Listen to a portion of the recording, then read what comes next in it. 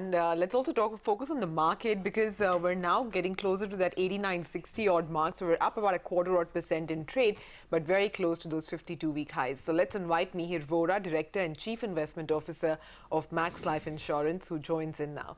Hi, Mihir. Good afternoon to you.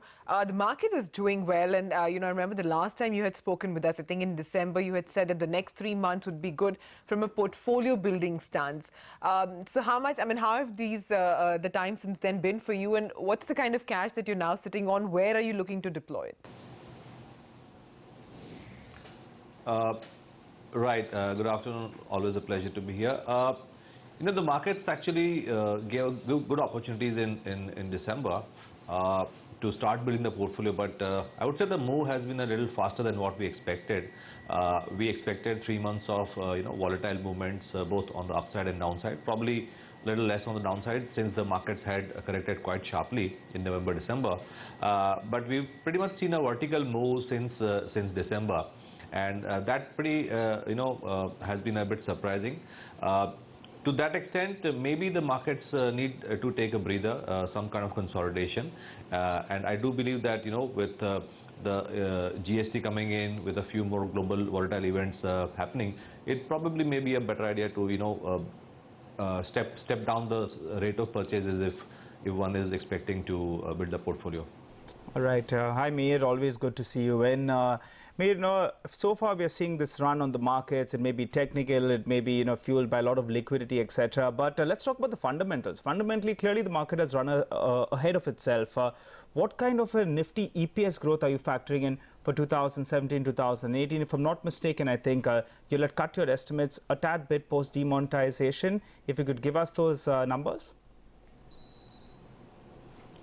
Right. So if one were to go back, say about 9 to 12 months, we were expecting about 15 to 18% earnings growth for FY17.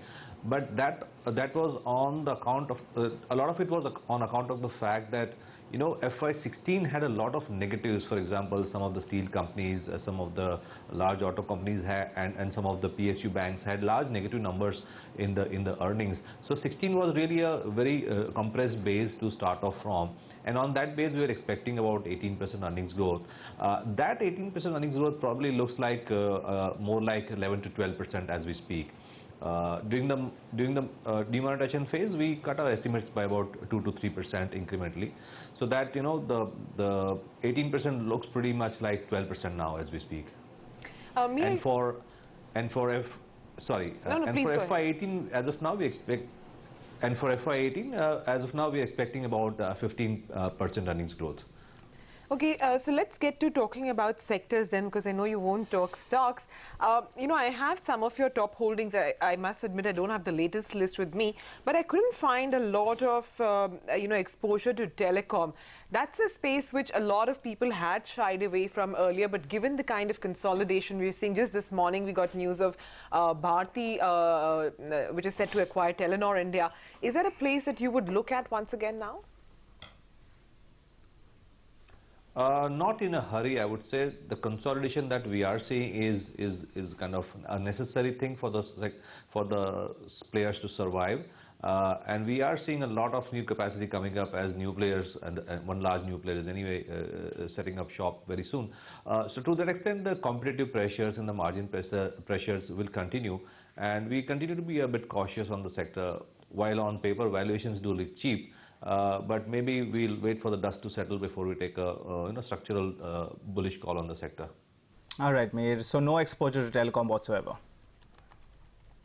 Yeah. All right. Let's talk about the erstwhile defensives, IT and pharma. You haven't been too positive on that. You were asking us where's the growth going to come from for the IT space, while from the pharma space, US FDA. That's really keeping these pharma stocks on a tight leash. Have you increased any exposure there? Do you believe that the time has come now and the valuations are attractive enough? Is there the time now to start allocating some money to pharma as well as IT? Yes, in both the cases, I would say that we're probably not as negative as we were 6 to 9 months back. Okay. A couple of reasons. One is the fact that the rest of the market has outperformed quite a lot. So on a relative basis, the stocks have become cheaper. In IT, there is this buzz about large companies doing some kind of value addition by giving back cash to shareholders, either by buybacks or larger dividends, or even becoming a little more aggressive on M&A. So there is this intense pressure from shareholders. There is a lot of scrutiny about how the companies are going to use cash in the IT sector, and that's likely to create a little bit of buzz in the sector. And as I mentioned, stocks have anyway become cheaper than the rest of the market because of the underperformance. So that kind of makes it an interesting situation to be in. As far as pharma is concerned, while each company is different and each company has its own set of FDA issues, it has to be looked at plant by plant and problem by problem. And in that aspect, since we've begun the FDA pressure, I think it's been about 24 to 36 months, and a lot of them have initiated rectification measures, quality controls, setting the processes right, getting the IT systems right to high standards of FDA compliance. And I think one by one, plant by plant, we will see positive news coming into for the sector, and that probably again is a sector which has been bombed out, very low interest.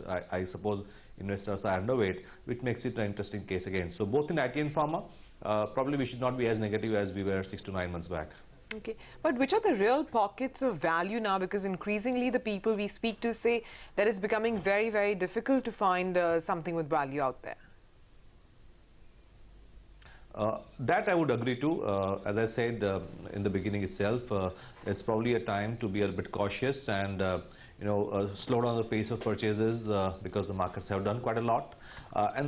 And funny thing is, it's the situation in the Western markets too, where we haven't really seen EPS upgrades. In fact, if you look at hello. Yeah, we are with you. We can hear you.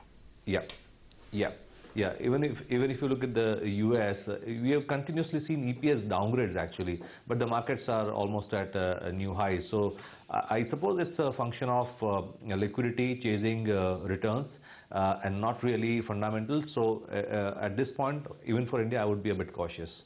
All right, Mihir, we're running out of time a bit, but last query from my end. Then, how many rate cuts are you factoring in from the RBI? They're sounding quite hawkish, actually, at this point of time for 2017. That's the first part. And a couple of spaces that you've liked very well. You have liked NBFCs, you have liked cement. What's the outlook from here? I mean, the market's acting like nothing can go wrong with NBFCs. It's trading at 3.5, 4 times, etc. Are you still positive on that space? Structurally, yes, but tactically, probably not. Again, valuations, as you mentioned, have run up quite a lot. And we just did not see any impact of the demonetization in the December quarter numbers. My guess is that some of them are using the 19-day dispensation to kind of see how it goes.